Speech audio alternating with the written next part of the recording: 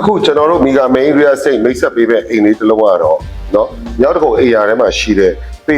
40ညနေစာပေ40အနောက်ကို85ပေရှိတဲ့အိမ်လေးတစ်လုံးပဲဖြစ်ပါတယ်ဒီအိမ်လေးကဆိုရှင်ရေကူးကလည်းပါရှိပြီးတော့အရှိမှာမြန်မာတွေရဲ့အကြိုက်ပေါ့เนาะတောင်ဘက်လှည့်ရဲ့အိမ်လေးပဲဖြစ်ပါတယ်ဒီအိမ်ဟာဆိုရှင်စင်တူနှလုံးရှိပါတယ်เนาะတကယ်လို့မိသားစုတွေများပြီးတော့เนาะဆွေမျိုးသားချင်းတွေတော့မိကိုမောင်တော်ကဘေးချင်းကပ်နေကြတဲ့လူတွေအတွက်လည်းအញ្ញမ်းဆင်ပြေတဲ့အိမ်လေးတစ်လုံးဖြစ်ပါတယ်ဗျဒီအိမ်မှာဆိုရှင်မာစာ9ခန်းပါရှိပါတယ်အဲ့တော့တခြား system လေးတွေလည်းပါရှိတယ်ကျွန်တော်နဲ့အတူလိုက်ကြည့်ကြပါဦးအဲ့တော့ဒီအိမ်ရဲ့ထူးခြားချက်ကဆိုလို့ရှိရင်ဒီမှာ ceiling height ပေါ့เนาะဒါဟာဆိုရှင်12ပေရှိပါတယ်ဒီ ceiling height ရှိတဲ့အတွက်ကြောင့်ဒီအိမ်ရဲ့ခံစားချက်ဆိုညောင်းလွတ်လပ်ပြီးတော့ပေါ့နော်ကျေပြန့်ပြီးတော့အလင်းအဝယ်အားလည်းညံကောင်းပါတယ်နော်ဒီအိမ်မှာနောက်တစ်ခုထူးခြားတာတစ်ခုကကျွန်တော်တို့ဒီမှာ intercom system ပေါ့နော်ကျွန်တော်တို့အိမ်ရဲ့အပြင်ကိုပြချင်တယ်ဆိုရင်ဒါ intercom system နဲ့ပါရှိတယ်ဒီမှာကိုယ့်ရဲ့အိမ်ရှိမှာဘယ်လိုအဲ့ဒါရောက်နေလဲဒီကနေလမ်းစကားပြောလို့ရပါတယ်နော်နောက်တစ်ခုကနော်ဒီမှာကျွန်တော်မီးနဲ့ပတ်သက်ပြီးတော့ stabilizer ဆိုတဲ့ system တွေလည်းညမှာထားပေးတယ်နောက်တစ်ခုကဒီအနောက်မှာဆိုလို့ရှိရင် dry kitchen နဲ့ wet kitchen ပါရှိပါတယ်เนาะဒါ dry kitchen ဒီမှာ wet kitchen အဲ့တော့မြန်မာလူမျိုးတွေရဲ့အကြိုက်ကျွန်တော်တို့ကငယ်ငယ်တော့ဆိုဒီလိုမျိုးရေဟောလို့ခွတ်နဲ့ဟောလို့ခတ်ချိုးတာမျိုးလည်းလုပ်လို့ရတဲ့ရေအခါလည်းပါရှိပါတယ်เนาะအဲ့တော့ဒီမှာရေတန်းဆက်ကလည်း3လုံးပြီးလောက်ထားပါတယ်အဲ့တော့ရေတန်းဆက်လေးရှိတဲ့တော့ဒီတော်လေးကို perfect ဖြစ်ပါတယ်ခင်ဗျာတော့ကျွန်တော်လည်းသူအပေါ်ကိုလိုက်ကြည့်ကြပါဦးခင်ဗျာရမှာဝမ်းမာစတာပါ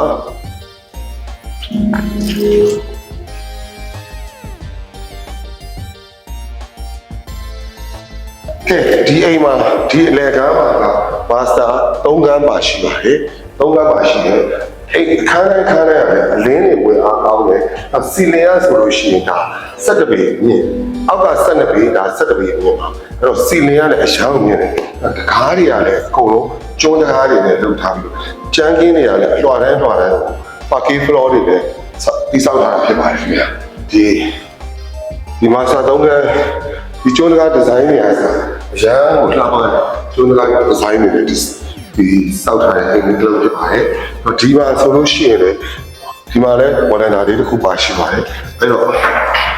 စရိတ်တောက်တဲ့လူတွေပါဆိုလို့ရှိရင်ဒီမှာစရိတ်ထွက်တောက်လို့လည်းညားတယ်ညာလေးဖြစ်တယ်အဲ့တော့အခန်းတိုင်းကလည်းရေပူရတဲ့ဒီတတ်ထားပါလေကျွန်တော်တို့ဟိုထပ်ပြီးတော့ကြည့်ကြပါဦးခင်ဗျာဒီလေကားမှာဆိုလေဒီလိုအလင်းဝင်အားကောင်းအောင်တော့ဂရင်းမောက်တွေလောက်ထားတယ်အဲ့ဒါကြောင့်ကျွန်တော်ဒီမျိုးကိုလည်းသဘောကျနေပါတယ်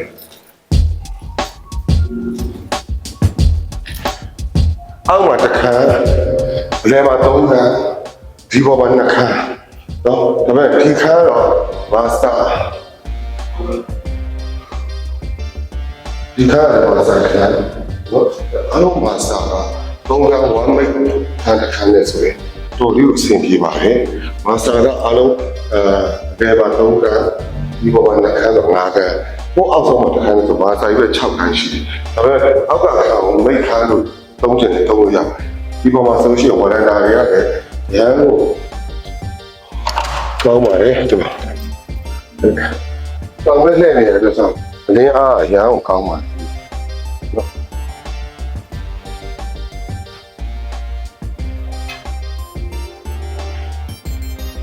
နောက်တစ်ခုကကျွန်တော်ဒီပေါ်မှာ rooftop sensor ပေါ့နော်အဲ့တော့ဘာကိုဒီလေးတစ်ခုရှိပါတယ်ဘာကိုဒီလေးပါဆိုတော့မိသားစုတွေညနေပိုင်းမှာပျော်ရွှင်ကြိုးထိုင်ပြီးစကားပြောလို့ရတယ်လို့ barbecue တွေလုပ်မလား family ဟို group နဲ့နေပြီးတော့လည်းပျော်ရွှင်ကြဖန်တီးလို့ရတဲ့အိမ်လေးတစ်လုံးဖြစ်ပါတယ်ဒီအိမ်လေးရဆိုလို့ရှိရင်ကျွန်တော်တို့ပေ40 85ပေမှာတည်ရှိပြီးတော့ခေါ်စည်းရလည်းအရန်ကိုနော်3000ကိုကျော်ပဲနဲ့3000အောက်ကလေးနဲ့ခေါ်ထားတဲ့အိမ်လေးပဲဖြစ်ပါတယ်ကျွန်တော်ဒီအိမ်ရှိမှာဆိုလဲကားကအနည်းဆုံး2စီးတော့ရက်လို့ရတဲ့နေရာပါရှိပါတယ်နော်ဒါဒီမှာအိမ်ကိုဝင်လာတာနဲ့ဒီမှာရေကူးကန်နော်အဲ့ကအရန်ကိုလမ်းဆန်းနဲ့နော် idea မျိုးကိုရရှိနိုင်တဲ့အိမ်လေးတစ်လုံးလည်းဖြစ်ပါတယ်ခင်ဗျ။အိမ်ကိုစိတ်ဝင်စားတဲ့ဆိုရှင်ကျွန်တော်ဒီက main area စိတ်နဲ့ဆက်သွယ်လို့ရပါတယ်။အကျိုးတူပူပေါင်းလုပ်ချင်တဲ့လူများလည်းကျွန်တော်တို့နဲ့ဆက်သွယ်လို့ရပါခင်ဗျ။အားလုံးကိုကျေးဇူးတင်ပါတယ်ခင်ဗျ။ကျွန်တော်ဗီဒီယိုလေးကိုကျေးဇူးပြုပြီးတော့ like and share လေးလည်းလုပ်ပေးကြပါဦးခင်ဗျာ။ကျေးဇူးအထူးပဲတင်ပါတယ်ခင်ဗျာ။